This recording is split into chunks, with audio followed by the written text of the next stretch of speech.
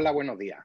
Soy Francisco Martín, soy miembro de ABA y os doy la bienvenida a este nuevo webinar de ABA Academy, que ya es el 12º. Como sabéis, ABA es la Asociación de Viviendas Vacacionales de Andalucía y representamos tanto a particulares como profesionales que gestionan su vivienda vacacional, su casa rural o su apartamento turístico. Entre nuestras tareas, la más importante es la defensa de los intereses del sector y hemos conseguido en los últimos meses ser el interlocutor de la Junta de Andalucía, pero también de cualquier ayuntamiento que quiera regular viviendas con fines turísticos. Hemos conseguido ser la patronal del sector, pero también asesoramos a nivel particular a todos los asociados.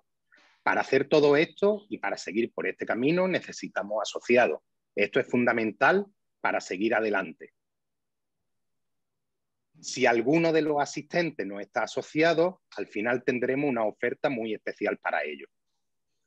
El webinar de hoy tiene un sentido práctico y va orientado a informar y aclarar dudas sobre la reclamación por daños y perjuicios derivados del estado de alarma que el equipo legal de FEVITUR ha planteado. FEVITUR, que es la Federación Española de Viviendas y Alojamientos Turísticos, ha planteado, junto con su equipo legal, la posibilidad de obtener un resarcimiento por las pérdidas ocasionadas mediante la tramitación de reclamaciones frente al Estado o las correspondientes comunidades autónomas por los daños y perjuicios provocados desde la primera declaración del estado de alarma. Para profundizar en este tema y para que conozcáis tenemos con nosotros a Patricia Valenzuela, que es directora de FEVITUR. Hola, buenos días. Hola Patricia, ¿qué tal? Buenos días. Buenos días, También tenemos a Laura Sieira, de Rúa Abogados.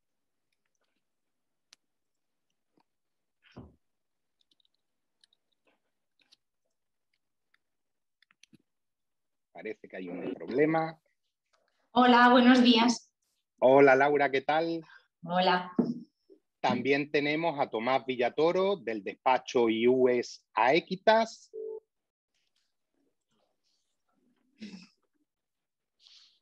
Hola Tomás, buenos días, ¿qué tal? Muy bien, encantado.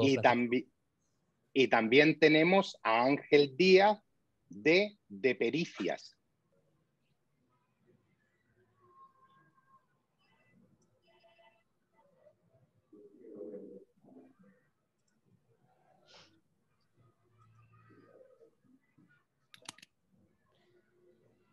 Ángel, el audio... Buenos días, Francisco, ahora... buenos días. Hola Ángel, ¿qué tal? Buenos días. Pues en primer lugar, Patricia, cuéntanos un poco, ¿qué es FEVITUR? Muchas gracias por este webinar. Creo que es muy interesante que podamos estar aquí compartiendo el proyecto que está liderando FEVITUR y en colaboración con las asociaciones de que forman parte. Sabéis que ABA forma parte de FEVITUR desde los inicios. FEVITUR es la Federación Nacional que engloba viviendas y apartamentos, las asociaciones de viviendas y apartamentos turísticos de toda España.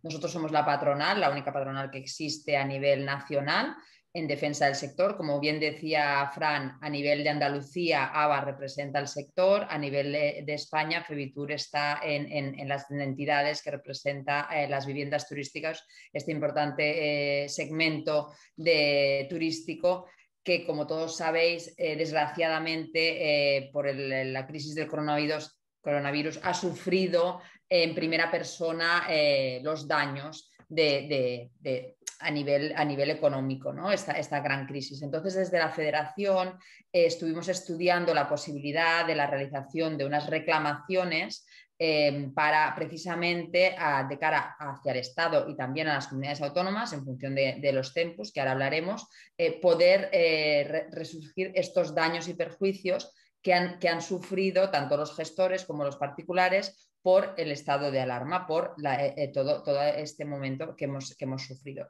Entonces, hemos analizado la situación y se ha decidido desde la Federación montar un equipo legal con el que contamos con los actores principales que van a hacernos llevar a cabo en éxito este tipo de reclamación. Para poder realizar esta reclamación vamos a contar con, por un lado, el despacho de abogados Iusa Equitas, que está representado en este webinar con Tomás Villatoro, que probablemente muchos de vosotros conoceréis, que luego os explicará los detalles legales. También tenemos a Rúa Abogados, que está representado por Laura Sierra, que es un despacho especializado en temas masivos, en reclamaciones masivas, con mucha experiencia y muchos éxitos. Pero también necesitamos la tercera pata, que son los peritos, que son los que van a analizar exactamente todos los detalles y las pérdidas y cuantificarlas para poderlas poner en la reclamación. Por eso contamos con Ángel Díaz del bufete, de la empresa de pericias.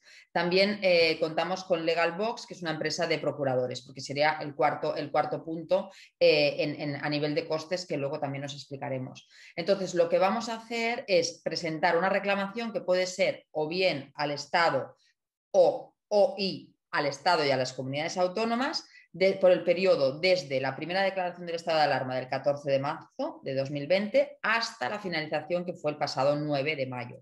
Entonces, hemos ampliado el plazo porque si algunos de vosotros tuvo ocasión de asistir a nuestro webinar liderado por Febitur que hicimos el 23 de abril, fue un webinar que hicimos en abierto a todos los asociados de Febitur, que estaban invitadas todas las asociaciones, teníamos un plazo menor. Hemos decidido ampliar el plazo hasta el próximo 18 de junio.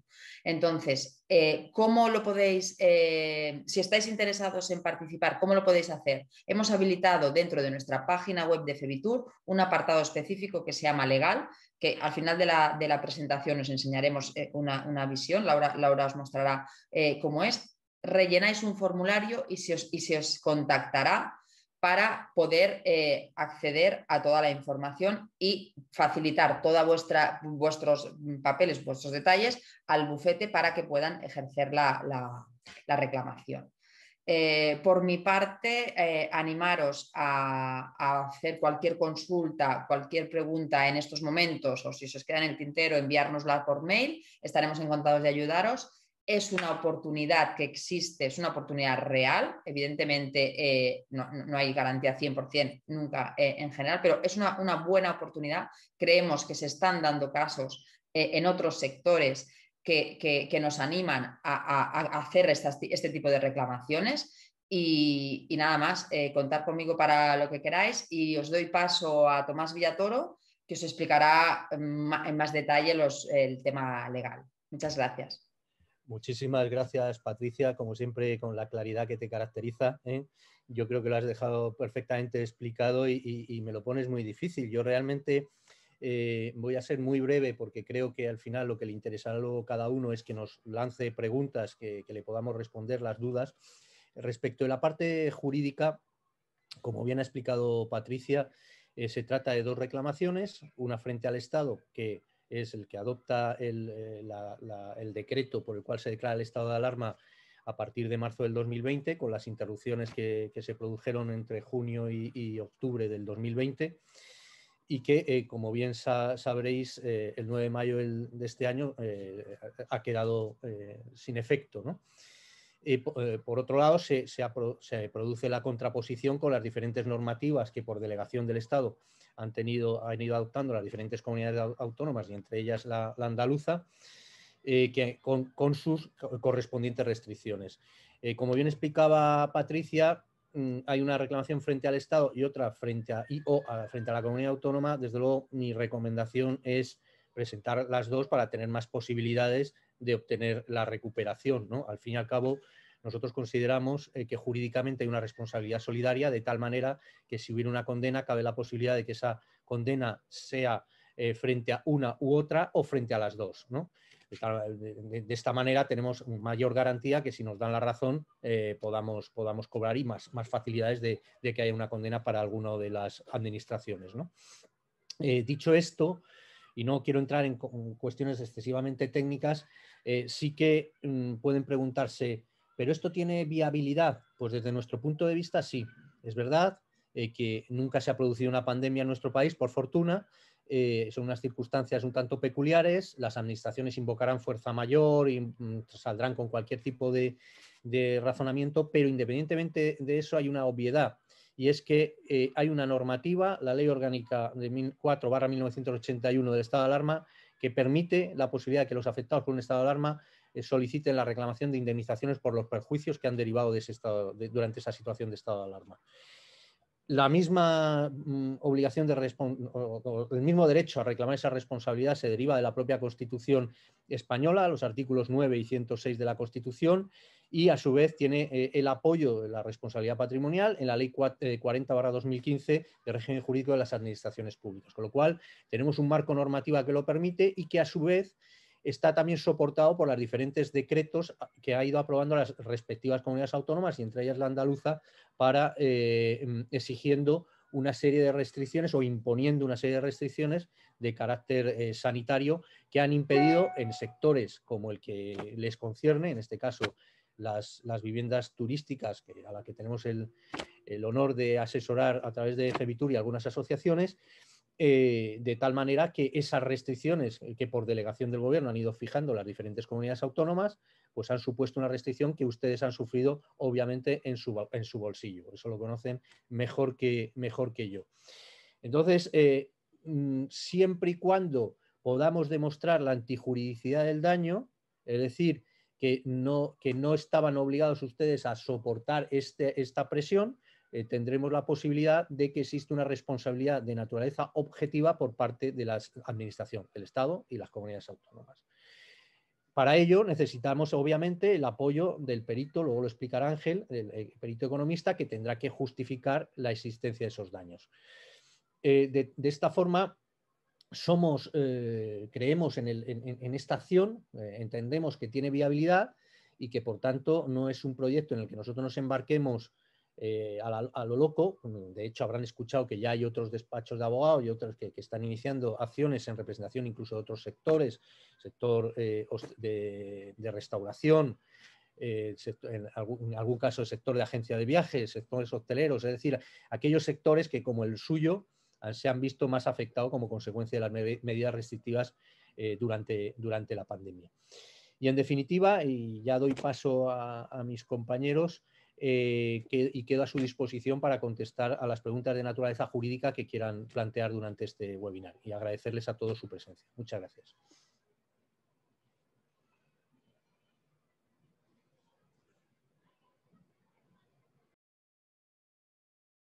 Francisco, no se te escucha. No sé si... Francisco, no se te oye.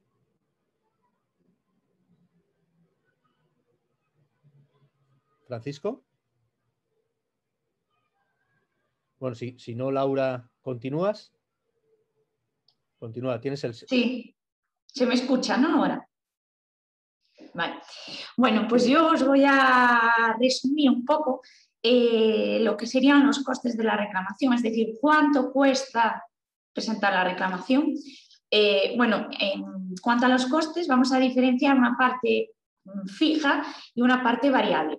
Lo que sería la parte variable solo entraría en juego, digamos, en caso de éxito de la reclamación, y se aplicaría un porcentaje sobre la cantidad o sobre la indemnización que se consiga recuperar al final del procedimiento. En cuanto a la parte fija, supongo que bueno, al acabar el webinar se os remitirá a todos los asistentes un dossier con una tabla de costes, donde podéis encontrar, por un lado, una tabla de costes para propietarios y, por otro lado, una tabla de costes para gestores.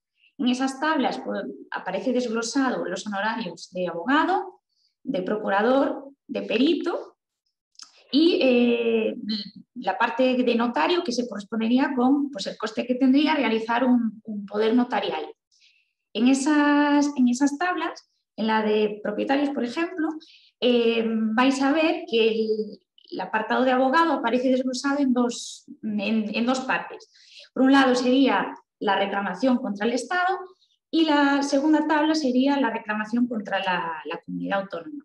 Como bien ha dicho Tomás, nuestra recomendación efectivamente es que todos los afectados hagan las dos reclamaciones y, bueno, en caso de que no fuese así, habría que aplicar la primera tabla, que sería la de la reclamación contra el Estado.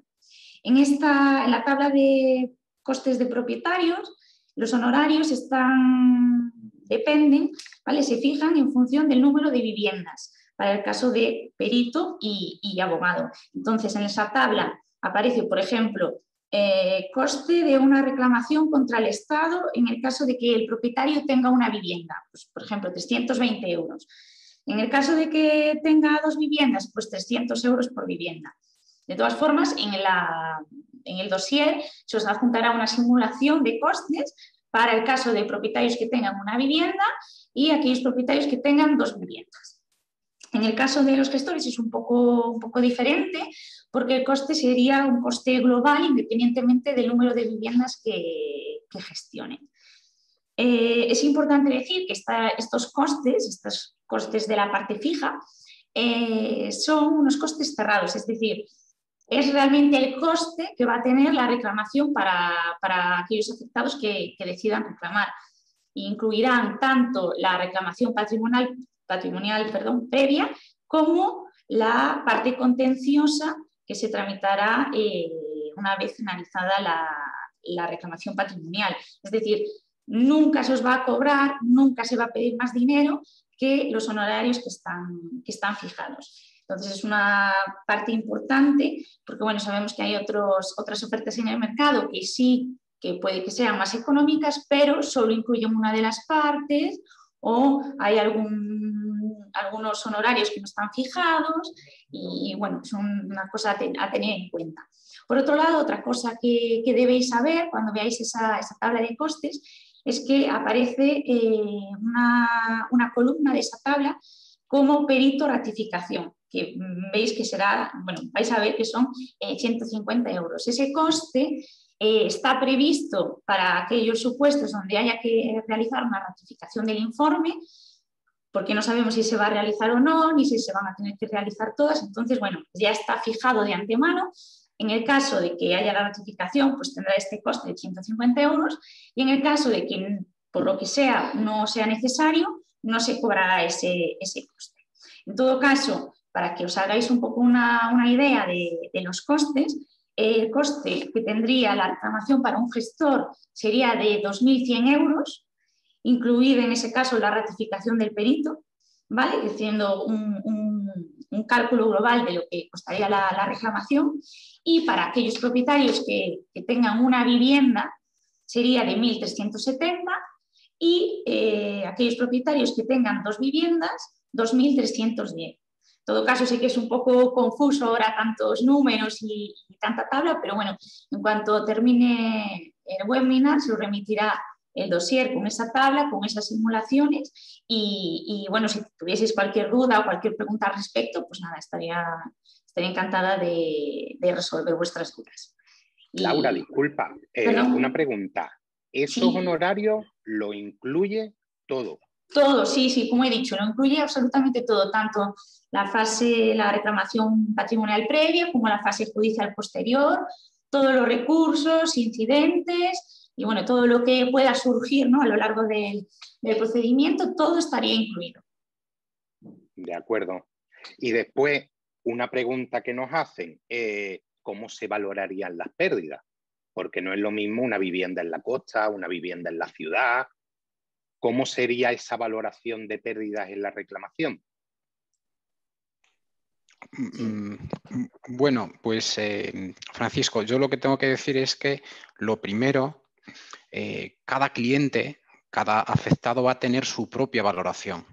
A cada persona se le va a determinar específicamente el daño que haya sufrido de forma particular, o sea, o bien al gestor de forma particular igualmente. Por lo tanto, que nadie se preocupe en este sentido de si su cálculo no se va a acomodar a sus necesidades concretas, porque sí que se va a acomodar a las particularidades de cada uno, sea una vivienda en un determinado sitio o sea una vivienda en otro determinado sitio.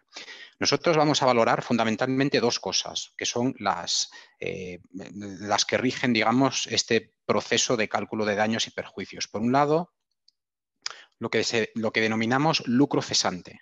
El lucro cesante, pues, no es más que la pérdida de beneficios que ha tenido el señor o la señora, el propietario, el titular de esta vivienda, como consecuencia de estas restricciones. ha dejado de obtener unos determinados rendimientos. Eso hay que calcularlo.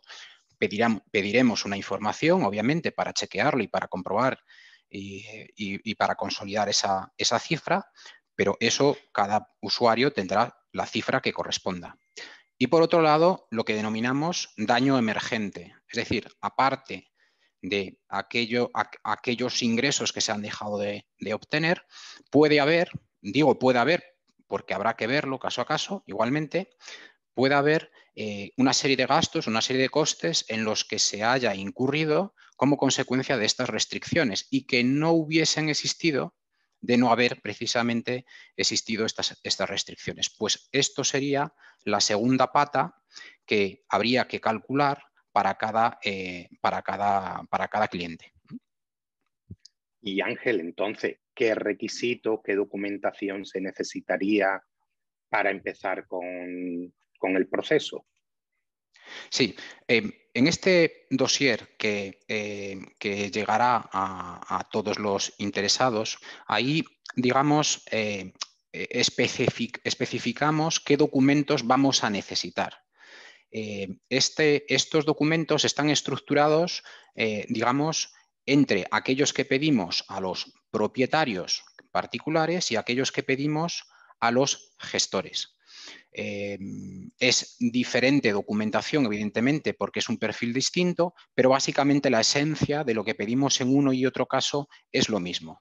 En el caso concreto de los propietarios particulares, ¿qué vamos a pedir? Vamos a pedir la declaración de la renta, obviamente. Vamos a pedir datos concretos del inmueble que tenemos que analizar, datos de la propiedad que justifiquen la propiedad y que justifiquen el fin turístico de este inmueble. Vamos a pedir los rendimientos, qué rendimientos se venían cobrando, digamos, por este inmueble.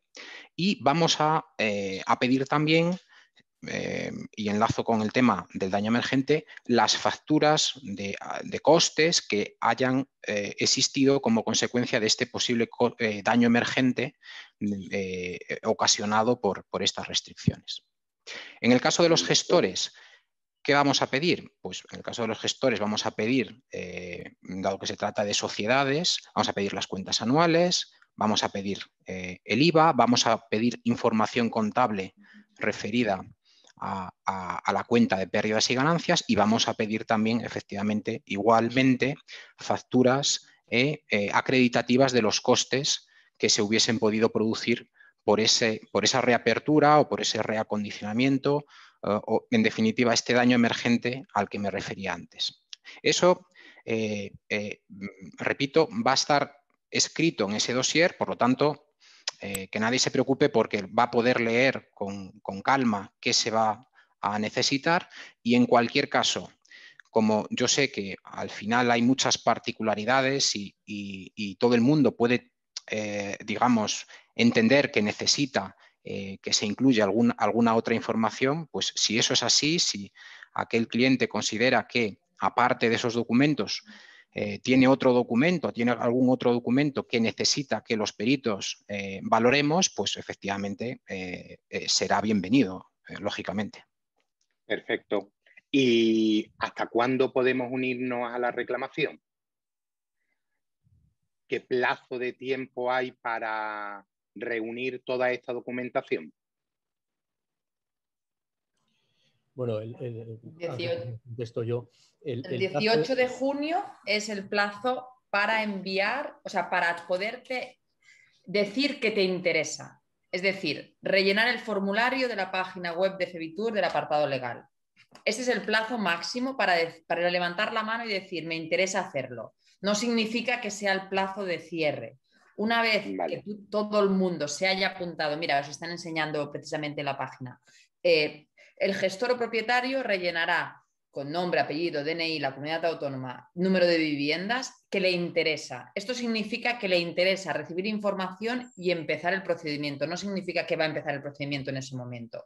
Una vez que rellene este formulario, detrás, después, se pondrán en contacto con él y habrá otro formulario en el que se tendrá que enviar toda la documentación que os comentaban los abogados. Las rentas, el detalle, toda la información. Esto realmente, entonces, Patricia, entiendo que rellenando este formulario se accede a más información. Bueno, se accede rellenando a la este formulario información estás completa diciendo que te interesa que te participar, interesa, y vale. entonces te contactarán y te volverán a enviar y te dirán, mira, necesitamos tus datos de contacto, tu renta, toda la información que estaba comentando Ángel para poder estudiar el caso. Y entonces ya estarás dentro de las y toda esta documentación que ha comentado Ángel se sube de manera digital y ellos lo analizan, o sea, ese sería el requisito formal. Es que nos preguntan cómo se puede solicitar, rellenando esta documentación y después subiendo a la plataforma esta documentación que comenta Ángel, ¿no? Sí, sí. Dijéramos que son 2 pasos. O sea, rellenar el formulario de Fevitur indica que estás interesado en hacerlo. Una vez que lo has rellenado, lo que tienes que hacer es un formulario que se va a hacer específico para los gestores y propietarios, en el que se tratará uno a uno. O sea, porque como sabéis, las reclamaciones son individuales. Entonces se va a tratar uno a uno, o sea, habrá por teléfono o vía mail con cada uno de vosotros, que os dirán toda la documentación, que es la que os han adelantado, que se va a necesitar. Pero el paso previo que necesitamos, sí o sí, es que pongáis vuestros datos en el formulario de Fevitur. De acuerdo. ¿Y cuánto suelen durar demandas de este tipo? ¿Cuánto puede alargarse el proceso? Esto, Tomás, tiene más detalles, pero estamos hablando de varios años. Tomás, si quieres... ¿No se te escucha? Sí, perdonad. Sí, es que no conseguía activar ahora mi micro. Sí, vamos a ver. Esto tiene unos pasos, como bien ha comentado antes Patricia.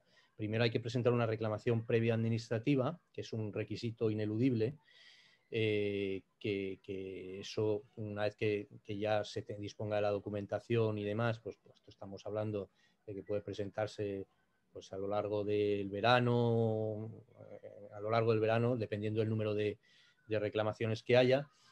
Luego hay un plazo, un tiempo más o menos de tramitación de ese procedimiento administrativo, que en teoría no debería prolongarse más de 6 meses aproximadamente, y a partir de ahí, como lo más probable es que, por desgracia, ni el Estado ni la comunidad autónoma reconozcan voluntariamente su obligación de cumplir con las indemnizaciones, en ese caso habrá que presentar el recurso contencioso administrativo, que se puede prolongar pues, fácilmente otro año o año y medio. Con lo cual, estamos hablando de un plazo razonable, puede estar entre 2 años, 2 años y medio, esos serían los plazos razonables que puede durar la totalidad del procedimiento. De acuerdo. Preguntas concretas que nos hacen. Me comentan, por ejemplo, aquí, me fui a vivir a mi vivienda turística como consecuencia del COVID. ¿Influye en la reclamación? Si una persona se va a vivir a su vivienda turística, pero deja de explotarla como consecuencia del COVID, ya no la está explotando. De tal manera que sí que podría justificarse esa reclamación, a mi modo de ver. O sea, porque Incluso... ahí la única cuestión es qué ha ocurrido con la licencia, si la ha dado de baja o no la ha dado de baja. Quizá habría que aclarar ese punto. Incluso si, por ejemplo, ahora la tiene alquilada a larga temporada, entonces, a tu entender, si la licencia no se ha dado de baja, también podría tener derecho. Yo entiendo que sí, porque realmente durante el tiempo en que se ha producido el COVID, otra cosa es que en un momento determinado la haya dado de baja y solamente pueda reclamar, y ahí Ángel puede ayudarnos, pueda reclamar hasta el mes en que se produce esa baja. En el momento en que ya procede a darlo como arrendamiento por larga temporada, porque ya no la ha podido alquilar como consecuencia de las restricciones, hasta ese momento, a mi modo de ver, sí se puede reclamar. Y una pregunta que nos hacen varios, ¿en qué momento tendrías que tener la vivienda en explotación para poder reclamar estas ayudas? ¿Antes del inicio del primer estado de alarma? Es lo suyo. Es decir, no se entendería muy bien justificar que te das de alta justo después de la declaración del primer estado de alarma y a partir de ahí reclamas, porque eso sí que se podría entender que es, por llamarlo de alguna forma, un fraude de derecho, pretender un enriquecimiento injusto. Sí. De acuerdo. Después preguntas más formales. Si tengo 2 viviendas vacacionales en distintos municipios, ¿puede influir a la hora de hacer la reclamación? No, entiendo que es indiferente. Obviamente lo que sí es importante es si están en la misma comunidad autónoma o no, ¿eh? Porque si no, tiene que ir a la reclamación. Si tienen en Málaga y en Madrid, tendría 2 reclamaciones, por lo menos en las comunidades 2 autónomas. reclamaciones. Claro, porque se va a hacer una al Estado y una a cada comunidad autónoma. Ahí, claro, pero ahí por cada comunidad tendría la suya. Entonces entiendo, Tomás, que esta es la primera reclamación especializada en viviendas vacacionales. Por supuesto. De hecho, claro. creo que es la única. Nosotros no conocemos todavía ninguna que se haya presentado interpuesto en concepto de viviendas vacacionales. Desde luego, no a título plurindividual no es colectiva, sino es Sí, no es colectivo, pero no, al final cada uno presenta su reclamación individualmente, pero bueno, estamos atendiendo a un colectivo, ¿no?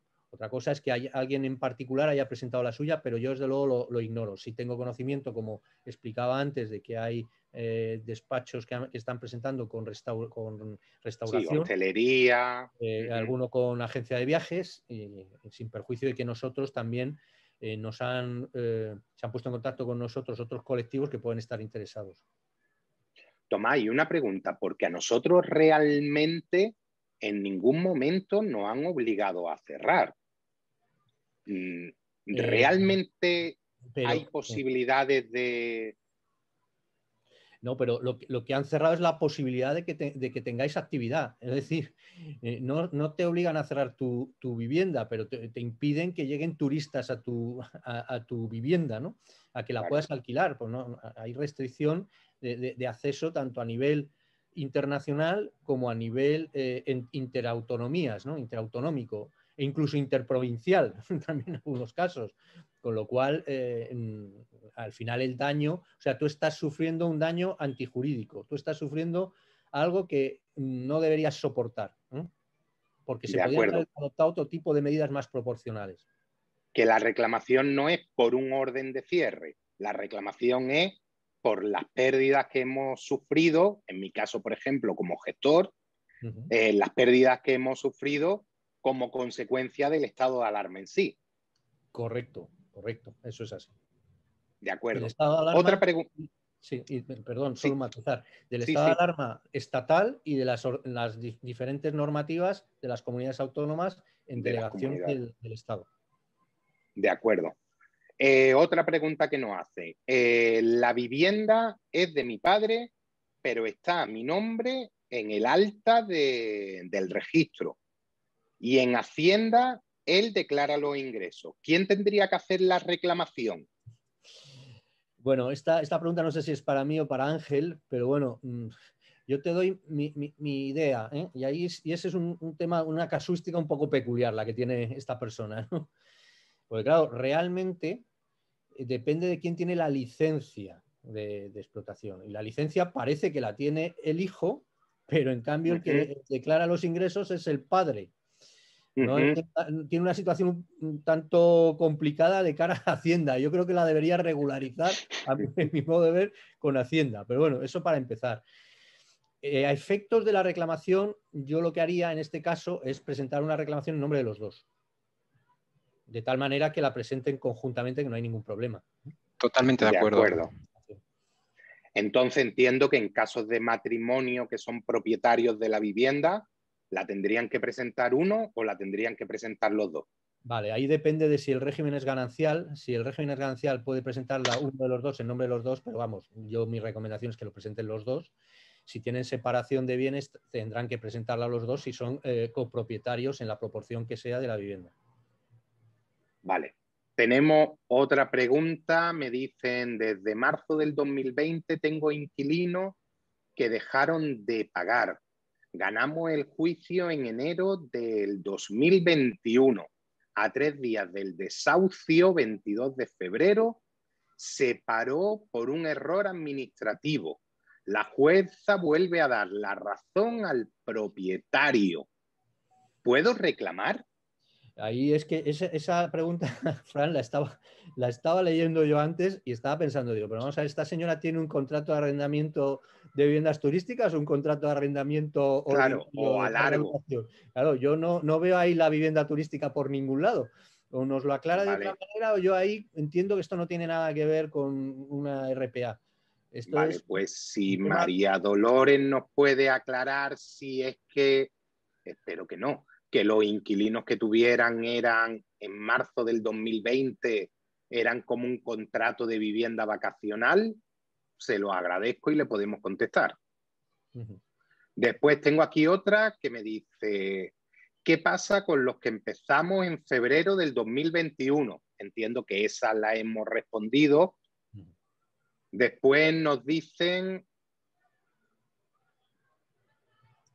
tengo una vivienda vacacional como actividad económica, autónomo con persona física, presto servicios de desayuno y he cobrado el cese de actividad.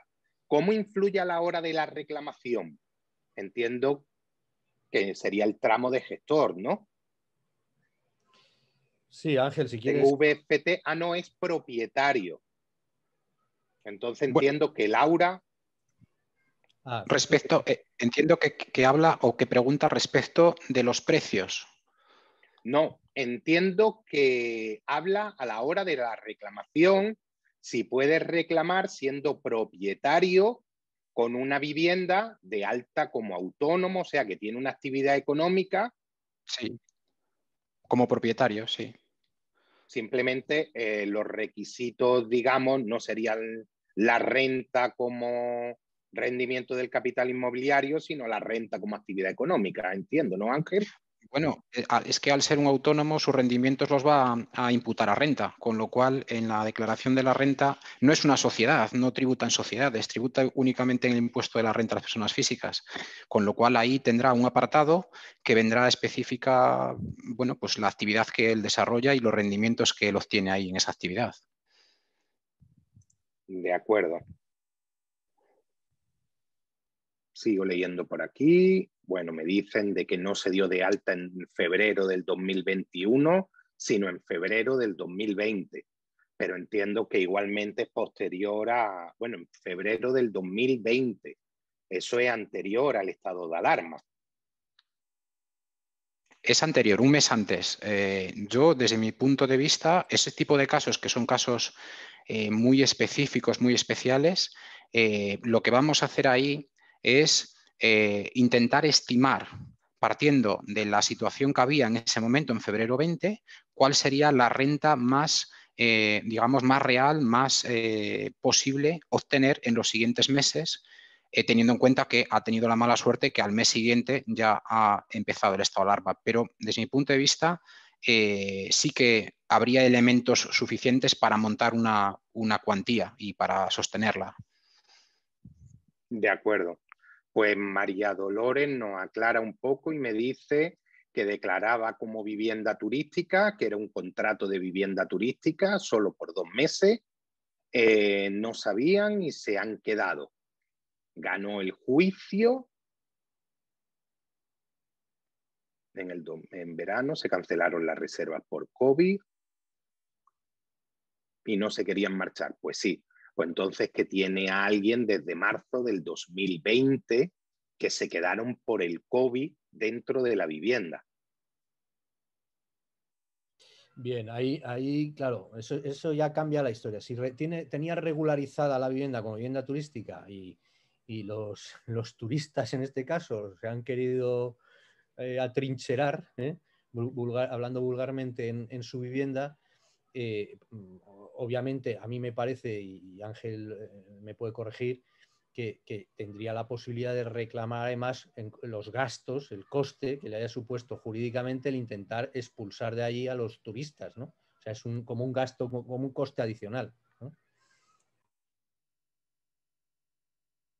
Sí, estoy de acuerdo, efectivamente. Otra cosa es que lo que todavía no entiendo ahora muy bien es cómo puede influir ese procedimiento de reclamación por el desahucio, la deuda que se esté reclamando en el otro procedimiento, con este procedimiento. Eso habría que verlo con calma, pero en principio, si efectivamente estaba declarada como vivienda turística, habría, yo creo, que bases suficientes para seguir. Claro, Sí. además entiendo que María Dolores doblemente afectada, ¿no? Porque le afectó también toda la suspensión de todos los desahucios por el estado de alarma. Sí, pero eso no es, eso ya no habría, desde luego la comunidad autónoma no tiene nada que ver, porque eso ya es justicia, y la reclamación de ese concepto habría que mirarlo con detalle, porque efectivamente el mal funcionamiento de la administración de justicia no tiene nada que ver con la reclamación de responsabilidad patrimonial. O sea, eso habría que analizar la posibilidad o no de esa reclamación, de los costes del procedimiento que está teniendo como consecuencia de llevar adelante el desahucio de estos turistas, ¿no? De acuerdo. Una pregunta que nos hacen, esta creo que es para Laura: si en la misma persona concurren las figuras de propietario y gestor, ¿cómo se aplicarían los honorarios? Vale, en ese caso tendría que hacer dos reclamaciones. Una como propietario, reclamar sus pérdidas como propietario, y por otro lado, reclamar sus pérdidas como gestor. Entonces, para su reclamación de gestor habría que aplicar la tabla de gestores, y para la reclamación de propietario, la tabla de honorarios de costes para propietarios. Habría que aplicar para un lado una y para la otra otra. De acuerdo. Y otra pregunta que os hago. En caso de que haya cesado entonces la actividad, que haya dado de baja la vivienda vacacional a fecha de hoy, ya entonces no se podría reclamar, por lo que habéis comentado antes. La que haya dado de baja la licencia a fecha actual. Sí, que ahora mismo, antes de presentar la demanda, esté dada de baja. En principio, el periodo de reclamación debiera de contener que esa persona está de alta en esa actividad. Por lo tanto, si no está de alta, si es dado de baja, en principio ahí habría pues como una especie de punto, ¿no? En el que aparentemente se podría cortar esa reclamación. Hombre, de acuerdo. ahí se podría, o sea, quiero decir, si ha sido como consecuencia de la pandemia y ha cesado en la actividad, ya transcurrido un tiempo, un caso que, por ejemplo, dice ahora ya no puedo continuar con esta actividad porque ya no me es rentable, ahí sí podríamos argumentar que mientras ha estado activa como vivienda turística, pues sí que ha sufrido un perjuicio. Es decir, digamos que esta persona en junio ha dejado de desarrollar la actividad porque al final la pandemia ha acabado con ella, ¿no? Pues yo entiendo que ahí sí podría justificarse el presentar esa reclamación hasta el momento del cierre. Otra cosa distinta es que antes, en los primeros meses, se diera de baja. O sea, ahí ya no lo veo. Pero este caso en particular, si ha sido al final, yo no lo... O sea, sí veo cierta viabilidad. De acuerdo. Pues creo que os lo hemos dejado muy claro porque no hay más preguntas. De todas maneras, como hemos comentado, a todos los asistentes vamos a pasar un dossier con la tabla que ha comentado Laura, donde vienen todos los honorarios, los requisitos, la página donde hay que acceder y todos los trámites formales y la documentación que ha comentado Ángel. Entonces, si os parece, si no hay más preguntas, agradeceros la participación. Patricia, muchas gracias. Laura, Tomás y Ángel, muchas gracias por vuestra participación. Esperemos que estas sean al menos las únicas ayudas que reciban el sector porque ya que ninguna administración se ha preocupado de darnos ayuda, como somos las viviendas vacacionales, las consigamos nosotros